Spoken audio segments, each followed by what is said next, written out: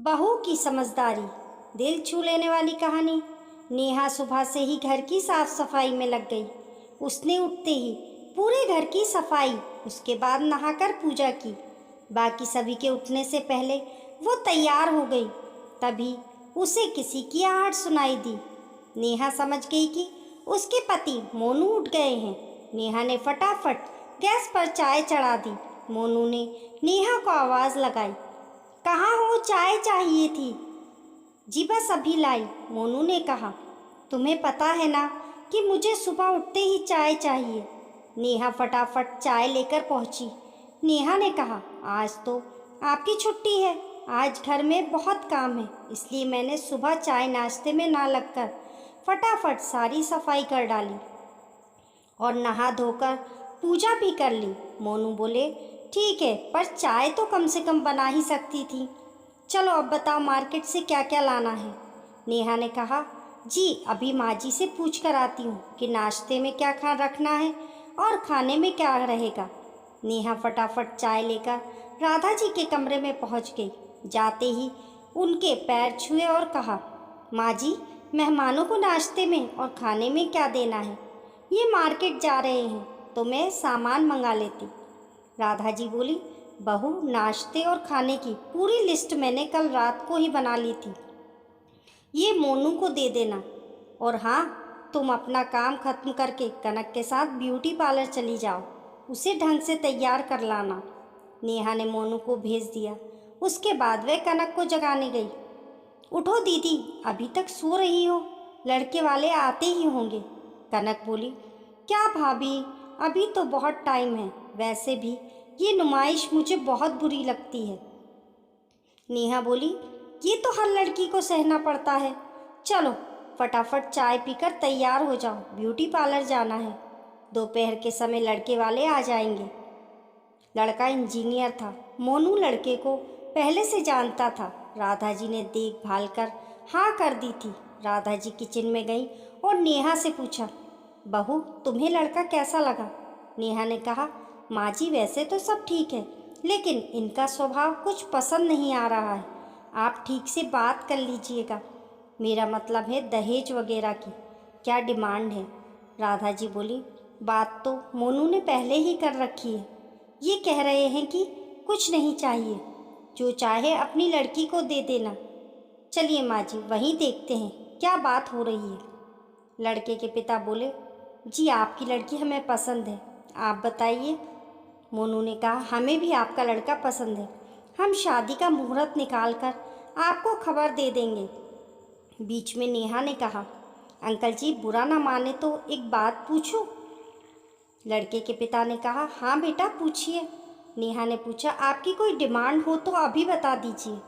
लड़के का पिता बोला, नहीं बेटा हमें कुछ नहीं चाहिए, बाकी आप समझदार हैं, जो चाहें अपनी बेटी को दे दीजिए।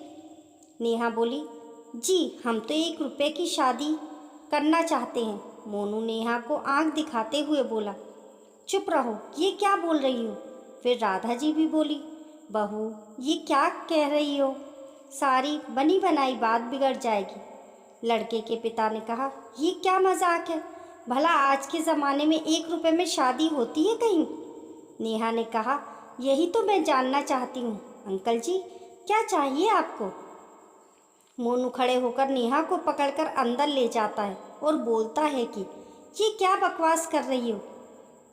नेहा ने कहा, तुम्हें नहीं पता, आजकल ऐसे ही कहते हैं हमें कुछ नहीं चाहिए, फिर धीरे धीरे इनकी डिमांड शुरू हो जाएगी। मेरी बात माने तो ये रिश्ता मत कीजिए।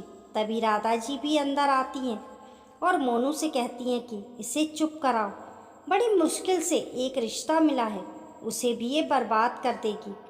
मोनू उसे डांटकर चुप रहने को कहता है।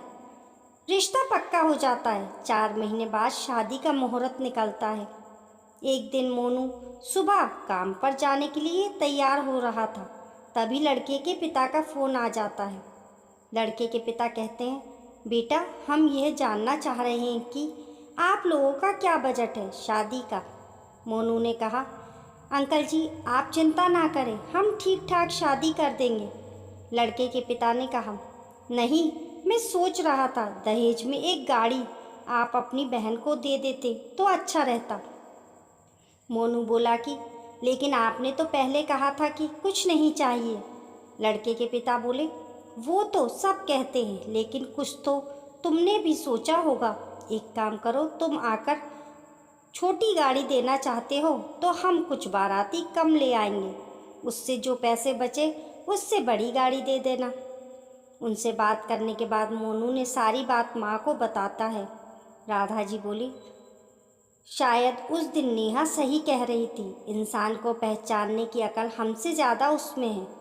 ठीक है, ये पहली डिमांडें पूरी कर देते हैं, आगे से ध्यान रखेंगे। लेकिन बात यहीं नहीं रुकी। जैसे जैसे शादी का दिन नज़दीक आता जा रहा था, उनकी डिमांड बढ़ती जा रही थी। मोनू एक दिन घर पर बैठा था। राधा जी ने मोनू से पूछा, बेटा क्या बात है, लड़के वालों ने फिर कोई डिमांड रखी थी? मोनू बोला, नहीं माँ, बात यह है कि हमने शादी का जो बजट तय किया था, शादी में उससे 3 गुना ज़्यादा पैसा लग रहा है। मैंने कर्ज भी ले लिया, लेकिन लड़के वाले ऐसा बर्ताव कर रहे हैं जैसे हम कोई बहुत बड़ी गलती कर रहे हैं। नेहा सुनकर बोली कि मेरी बात मानिए, शादी के लिए अभी मना कर दीजिए। कनक के लिए बहुत अच्छे रिश्ते मिल जाएंगे, इन लोगों का मुंह हमेशा फटता रहेगा। लेकिन राधा जी और मोनू बदनामी के डर से लड़के वालों की हर डिमांड पूरी करते रहे। शादी के दिन सभी बहुत खुश थे। जैसे ही बारात आई, सबने बारात का स्वागत किया। मोनू बहुत डरा हुआ था कि कहीं विदा से पहले एक और नई डिमांड ना निकल आए। लड़का लड़की फेरों के लिए बैठने ही जा रहे थे कि लड़के के पिता ने कहा, मोनू, वो गाड़ी कहीं नज़र नहीं आ रही। मोनू बोला, जी वो आज डिलीवरी नहीं हो पाई। आप ये पेपर रख लीजिए, गाड़ी सीधे आपके घर पहुंच जाएगी। लड़के के पिता ने कहा, ये शादी रोक दो, इस शादी में सबसे बड़ी आइटम ही गायब है। तो मोनू बोला, अंकल जी, मैं आपके पैर पड़ता हूँ, ये पेपर रख लीजिए, कल सुबह गाड़ी में आपके घर पहुँचा दूँगा। लड़के पिता ने गुस्से में कहा, नहीं, ऐसा नहीं होता सकता। राधा जी और कनक रो रही थी। इधर मोनू परेशान था कि क्या करें। तभी नेहा सामने आई और बोली, अंकल जी, गाड़ी आ गई, वो देखिए। तभी सामने पुलिस की गाड़ी आकर रुकी। उसे देखकर लड़के के पिता डर गए और बोले, कोई बात नहीं, घर की बात है, गाड़ी कल भेज देना। नेहा ने सख्त लहजे में कहा, नहीं, अब ये शादी नहीं होगी। मोनू बोला कि नेहा, तुम सही कह रही थी, ये लालची लोग कल मेरी बहन को मार देते। पुलिस ने दहेज के इल्ज़ाम में बाप बेटे को अरेस्ट कर लिया। इस तरह एक भाभी ने अपनी ननंद को बचा लिया। दोस्तों, आपको ये कहानी कैसी लगी कमेंट करके ज़रूर बताइए। पसंद आने पर लाइक और शेयर करें। ऐसी ही अच्छी अच्छी कहानियों के लिए चैनल को सब्सक्राइब करना ना भूलें। मिलते हैं फिर एक नई कहानी के साथ, तब तक के लिए नमस्कार।